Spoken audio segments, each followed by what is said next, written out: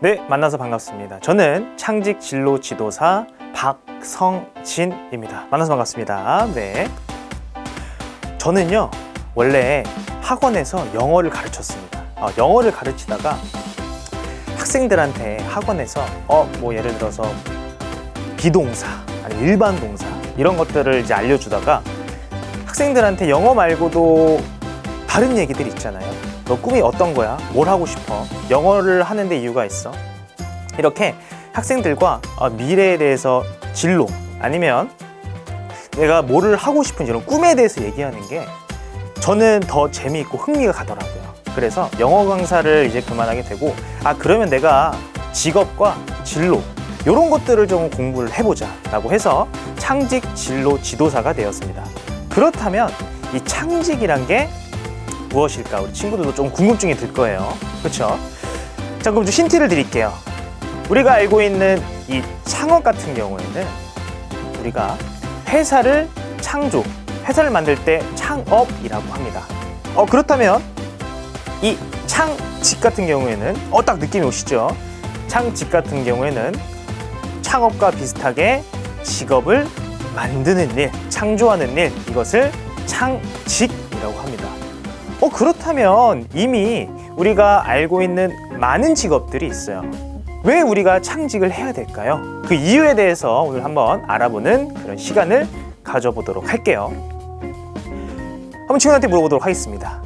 우리나라에는 몇 개의 직업이 직업사전에 등재되어 있을까요? 네. 한번 생각 한번 해봐 주세요. 100개? 200개? 5,000개?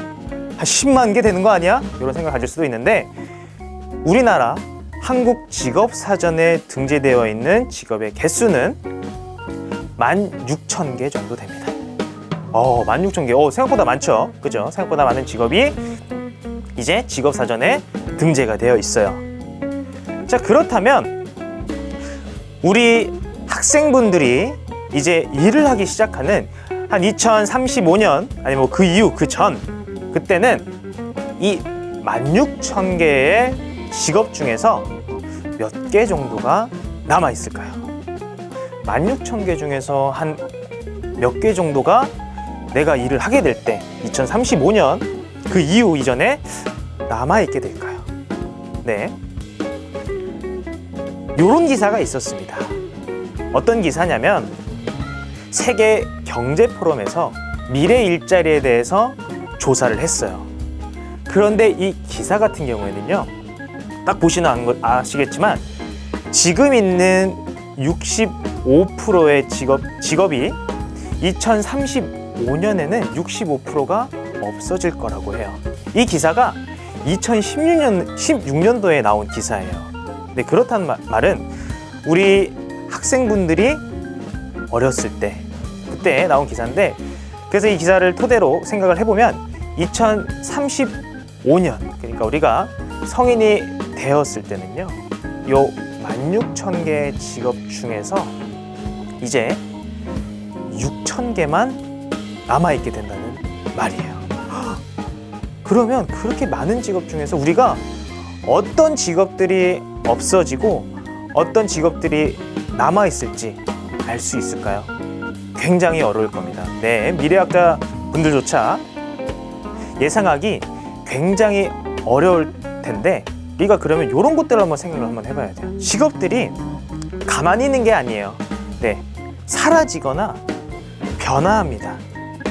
예를 들어서 1800년도 후반 그리고 1900년도 초에 어떤 직업이 있었냐면요, 그때는요 이제 산업혁명 붐이 불면서 많은 노동자들이 일을 하기 시작했습니다. 그래가지고 새벽에도 많은 노동자분들이 공장에 가서 일을 했어요. 그런데 이 새벽부터 일을 하는 게 굉장히 쉬운 일은 아니었습니다.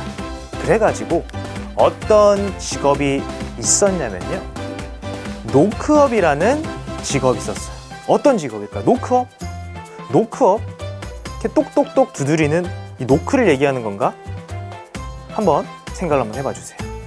노크업. 이 노크업이라는 직업은요, 이 노동자분들이 새벽에 일어나기 힘드니까 대신 깨워주는 그런 직업이 있었습니다. 그런데 이 직업 더 이상 볼 수 있나요?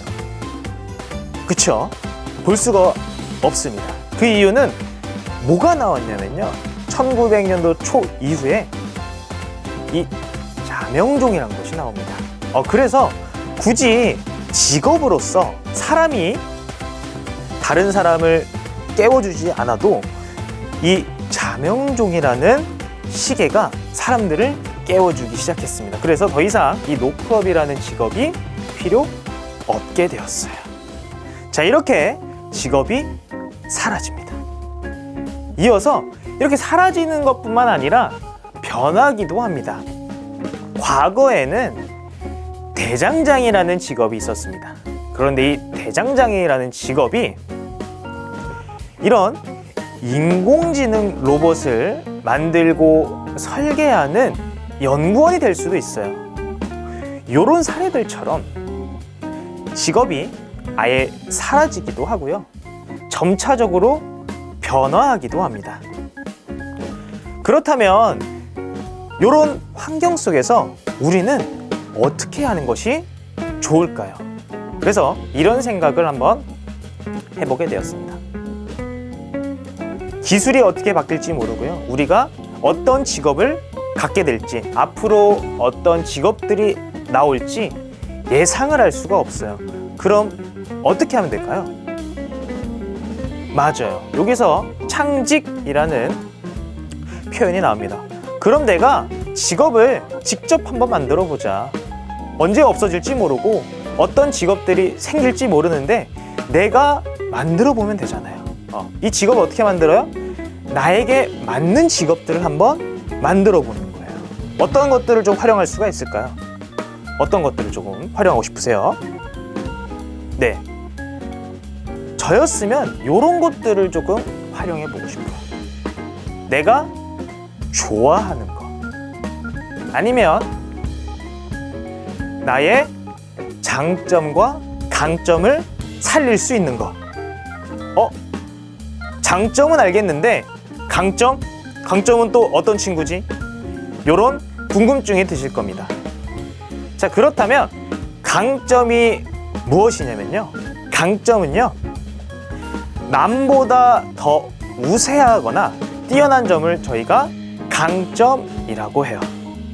자, 그러면 장점과 강점의 차이를 한번 보도록 하겠습니다.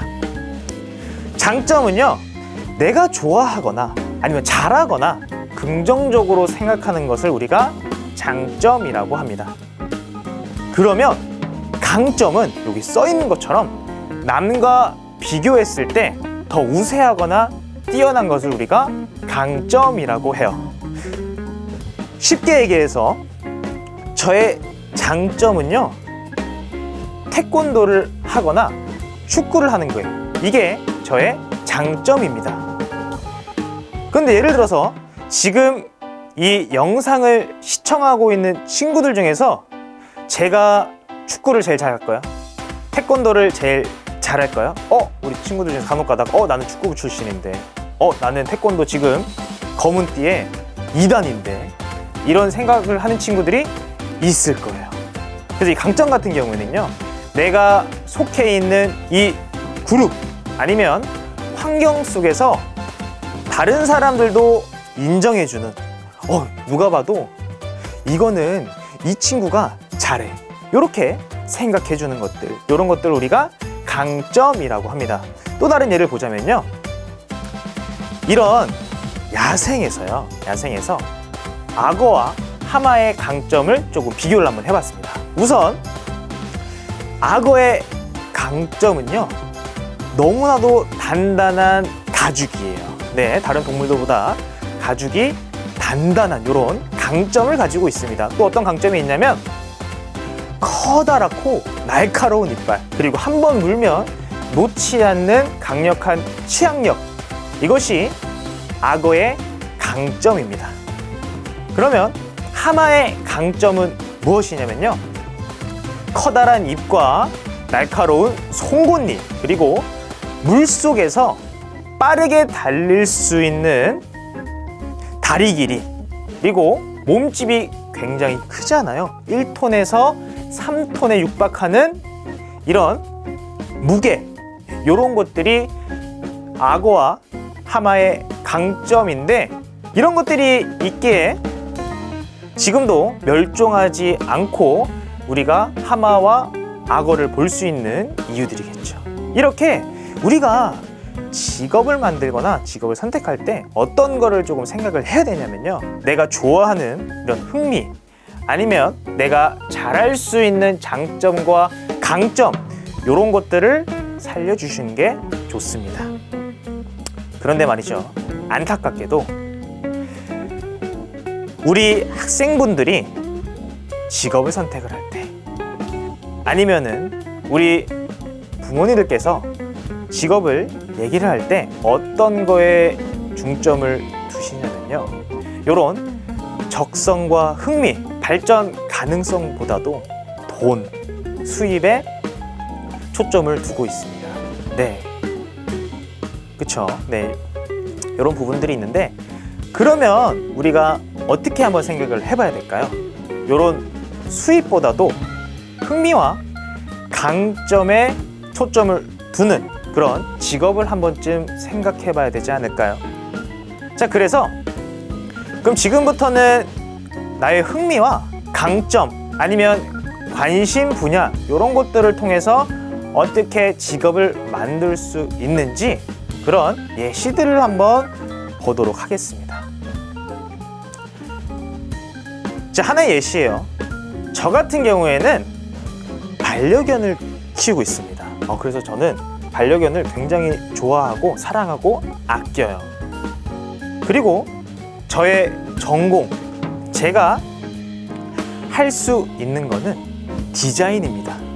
그래서 다른 분들을 위한 옷을 디자인하는 것이 아니라요, 내가 평소에 좋아하고 사랑하는 이런 반려견들을 위해서 옷을 만드는 오더메이드 반려견 의상 제작자를 한번 생각을 해봤습니다. 제가 어떤 걸 합쳐본 거예요? 제가 관심 있는 반려동물이라는 분야와 그리고 제가 할 수 있는 적성, 요 두 개를 한번 합쳐본 거예요. 자, 그래서 2017년도, 18년도, 19년도 학생분들의 선호 직업 1위였던 어떤 거 있었죠? 네, 어떤 거일 것 같아요? 선호도 1위였던 유튜브 크리에이터라는 직업이 있었습니다. 왜 학생들이 유튜브 크리에이터라는 직업에 관심을 갖게 되었냐면요, 본인이 좋아하는 거, 내가 노래 부르는 거를 좋아할 수도 있고요, 아니면은 게임하는 거를 좋아할 수도 있어요. 그리고 왠지 요거를 하면 내가 잘할 수 있을 것 같아, 요런 생각이 들었을 거예요. 그래서 많은 학생들이 유튜브 크리에이터가 되고 싶다는 그런 직업 선호가 있었습니다. 그런데 이거는요, 우리 학생들이 유튜버라는 직업을 많이 봐서 그런 것 같아요. 꼭 유튜버가 아니어도요, 우리 학생분들이 원하는 흥미와 적성을 살릴 수가 있습니다. 어떻게 해요? 창직을 통해서 내가 좋아하는 것들, 원하는 것들, 관심 있는 것들, 이런 거를 한번 우리가 합쳐가지고 나만의 직업을 만들어 보는 거예요. 어떻게 하면 우리가 그러면 직업들을 만들어 볼 수가 있을까요? 요거를 한번 볼게요. 네, 요걸 한번 보도록 하겠습니다. 창직을 할 때는요, 계단을 올라가듯이 그 순서가 있어요. 네, 처음에는요, 다양한 정보들을 우리가 알아보고 탐색을 합니다. 그런 다음에 분석을 하는 거예요. 이 직업이, 아니면 이 학과가, 이 일이 나와 잘 맞을까? 혹은 나는 어떤 사람일까? 이런 분석을 해보는 겁니다. 그런 다음에 내가 이제 어떤 거를 좋아하고 나는 어떤 사람인 줄 알았어요. 그러면은 새롭게 무언가를 실천해 보려고 한번 알아보는 거예요.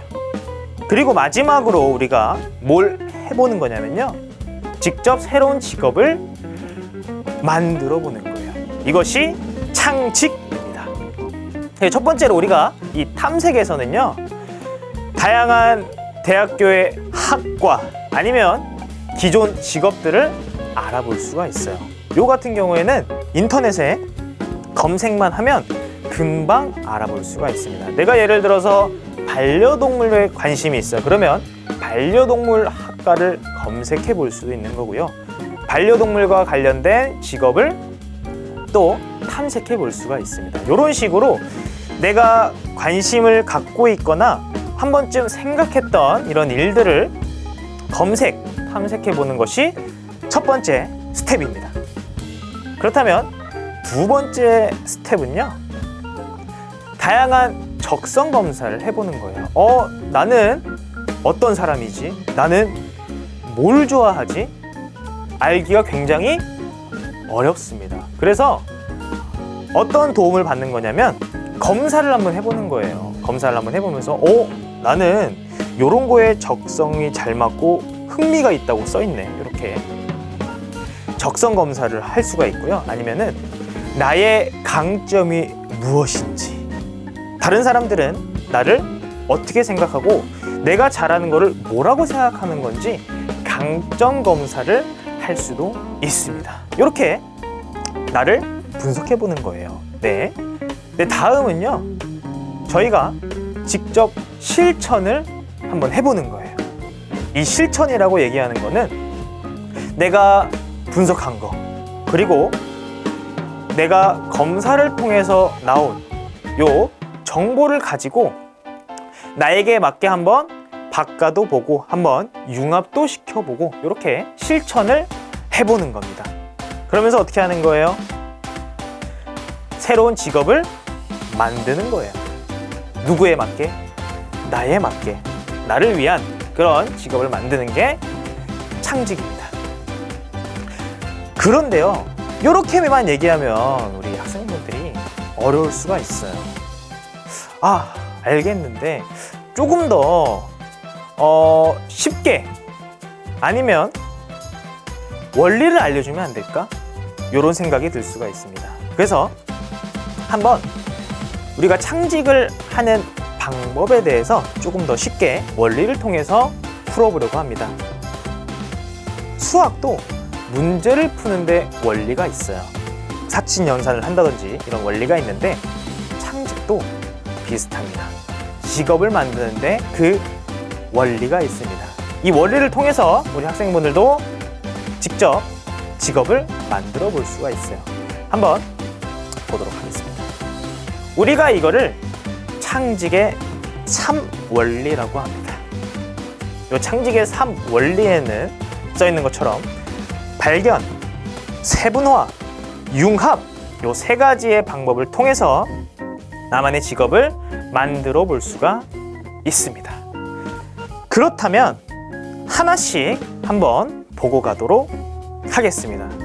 그 첫 번째는요, 발견이라는 친구예요. 네, 이 발견 같은 경우에는요, 우리가 하루 24시간을 보내더라도요, 굉장히 많은 상황과 사건들이 발생을 합니다. 내가 학원에 늦을 수도 있는 거고요, 친구와 다툴 수도 있는 거고요. 이런 다양한 상황 속에서 우리가 직업을 한번 발견을 한번 해보는 거예요. 예를 들어서요, 여기에 귀여운 여우 친구가 있습니다. 이 여우 친구의 이름은요, 창직이입니다. 창직이. 우리 창직이의 직업은요, 택배 기사님이에요. 그런데 우리 지금 창직이 표정을 보니까 근심 걱정이 가득해 보이나요? 아니면 평온해 보이나요? 네, 근심 걱정이 굉장히 많아 보입니다. 그 이유는요, 지금 시계를 보니까 2시예요. 그런데 5시까지 뒤에 쌓여있는 이 택배물들을 다 배송을 해야 됩니다. 그런데 차가 굉장히 많이 막히는 것 같아요. 이런 상황 속에서 창직이가 어떤 생각을 해봤냐면요. 그럼 내가 도로가 막히니까 자동차로 택배를 보내는 게 아니라 뭐로 보내냐면 이렇게 드론으로 택배를 보내자, 이런 생각을 하게 됩니다. 그래서 창직이가 어떤 직업을 생각을 해봤냐면 택배 전달 기사님이라는 직업을 한번 생각을 한번 해봤어요. 자, 그럼 이어서 두 번째 방법, 세분화라는 방법을 통해서 우리가 창직을 한번 해볼 거예요. 발견과 다른 세분화, 요 세분화 같은 경우에는요, 기존의 직업이 있습니다.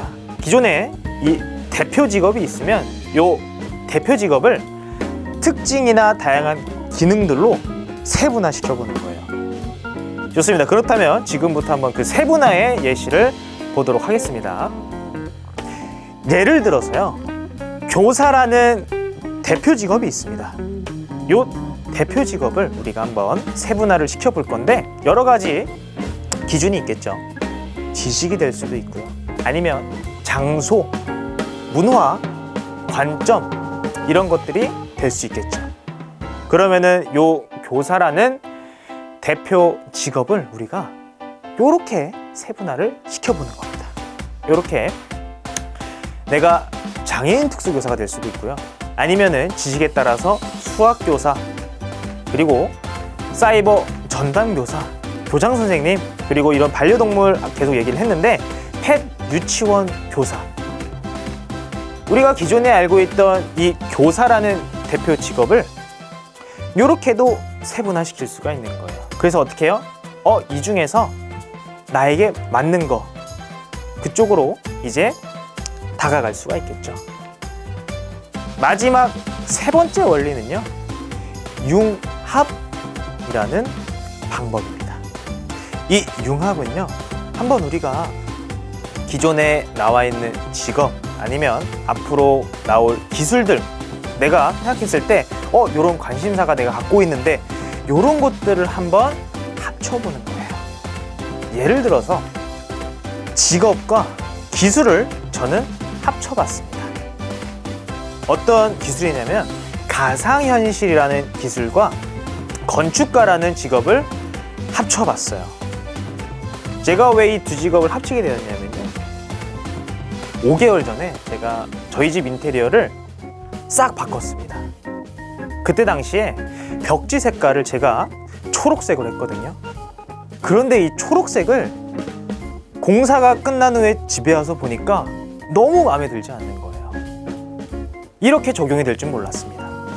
그런데 만약에 우리가 공사를 하기 전에 가상현실에서 우리 집이 어떻게 변할지 확인을 한 다음에 공사를 진행하게 된다면 저처럼 이렇게 마음에 들지 않는 그런 사례는 발생되지 않을 것 같아서 저는 이런 직업을 한번 생각을 해봤어요. 두 번째로 직업과 직업을 합칠 수도 있습니다. 우리 친구도 혹시 슬기로운 의사생활이라는 드라마 알고 계시나요? 네, 그런 슬기로운 의사생활 같은 드라마처럼 의사와 작가를 합쳐보는 거예요. 그래서 의료동화 작가라고 해가지고 의학 내용을 재미있게 동화로 푸는 그런 직업을 한번 생각을 한번 해봤어요. 요렇게 기술과 직업 아니면 직업과 직업, 직업과 콘텐츠 이런 것들을 합치는 게 우리가 융합이라고 합니다. 그래서 요 창직의 3원리, 발견, 세분화, 융합을 통해서 나만의 신직업 아니면 새로운 직업들을 만들어 볼 수가 있는데요. 우리가 창직을 할 때 이런 것들이 있어요. 흥미와 적성, 강점 이런 것들을 살리는 것도 중요하지만 그 일을 했을 때 보람을 느끼시는 일을 하셨으면 좋을 것 같습니다. 그 보람이란 건요, 제가 봤을 때 사회적인 가치가 있는 일이 아닐까 싶어요. 제가 다른 친구들이 창직을 한 사례들을 한번 준비를 해왔습니다. 이 학생분 같은 경우에는요, 제 꿈은 슬로우 아나운서가 꿈이래요. 슬로우 아나운서. 왜 슬로우 아나운서일까요? 슬로우 아나운서니까 천천히 말을 하는 아나운서인가? 맞습니다. 천천히 말을 해주는 아나운서입니다. 이 친구가 왜 이런 직업을 만들었냐면요, 우리가 뉴스를 보면 가끔 가다가는 이제 수화를 해주시는 분들이 밑에 나옵니다. 그런데 안 나오는 뉴스가 대부분이에요. 그래서 이 학생분의 생각은 뭐였냐면요, 아나운서니까 발음이 어떻게요? 정확해요. 정확한데 거기에다가 천천히까지 얘기를 해주면 청각장애가 있으신 분들이 이해하시는데 훨씬 더 도움이 될 것 같다. 그래서 나는 슬로우 아나운서라는 직업을 만들어 보고 싶다. 이런 얘기를 했었습니다. 다음 학생은요, 작가는 작가인데 행동하는 작가를 만들어 보고 싶다고 했습니다. 행동하는 작가? 행동하는 작가는 무엇일까요? 이 친구가 얘기했던 행동하는 작가는요, 사람들이 책을 보면 다 읽지 않는다는 거예요. 완독을 하는 사람들이 별로 없다는 겁니다. 그래가지고 책을 눈으로만 보는 것이 아니라 직접 가상현실에 들어가서 체험을 해보면서 그 내용을 이해할 수 있게 도와주는 행동하는 작가라는 직업을 생각을 해봤다고 해요. 네, 세 번째 친구는요, 요런 아이디어를 냈습니다. 제 꿈은 로스트 메모리 파인더래요. 로스트 메모리 파인더. 우리 영어에 관심 있는 친구들은 딱 느낌이 왔을 겁니다. 로스트 메모리 파인더. 잃어버린 기억을 찾아주는 직업을 만들어 보고 싶대요. 그 이유가 뭐였냐면요, 자기가 어렸을 때 조부모님, 할머니, 할아버님께서 키워주셨는데 그 소중한 기억을 내가 어른이 되었을 때 잊고 싶지 않다는 거예요. 그래서 본인처럼 이런 좋은 추억을 갖고 있는 이 기억들을 나중에 돼서도 잃어버리지 않게 도와주는 로스트 메모리 파인더라는 직업을 만들어 봤다고 해요. 네, 이렇게 다른 친구들이 창직을 한 사례들을 알아봤는데요, 우리 친구들도 이렇게 빠르게 변화하는 이 사회 속에서 나만의 아이디어, 그리고 흥미, 어떤 걸 하고자 하는 이 의지, 거기에다가 사회적인 가치까지 합쳐서 나만의 직업을 만들어 보셨으면 좋겠습니다. 네, 좋습니다. 강의는 여기서 마무리가 되었는데요, 아직 끝난 게 아닙니다. 오늘 이 영상을 보시고 문제가 나갈 거예요. 문제 나갈 건데 이 문제에 대한 정답을 댓글로 남겨주는 우리 학생분들에게는 상품을 드린다고 합니다. 좋습니다. 그렇다면 지금부터 문제 나가도록 하겠습니다. 첫 번째 문제입니다. 첫 번째 문제, 남들과 비교했을 때 우세한 점을 우리가 무엇이라고 할까요? 첫 번째 문제였습니다. 요거 1번이라고 해주신 다음에 정답 달아주시고, 두 번째, 제가 이 신직업을 창직을 할 때 세 가지의 원리가 있다고 했습니다. 이 세 가지의 원리는 무엇일까요? 네, 그래서 앞에 있는 첫 번째 문제와 제가 방금 말씀드렸던 이 두 번째 문제 정답을 댓글로 남겨주시면 우리 정답을 맞춘 친구들에게는 상품을 드린다고 해요.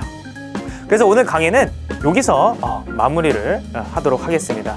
우리 친구들 남아있는 온라인 청청 프로그램 끝까지 재밌게 즐겨주시면 좋을 것 같고, 지금까지 저는 창직 진로 지도사 박성진이었습니다. 감사합니다.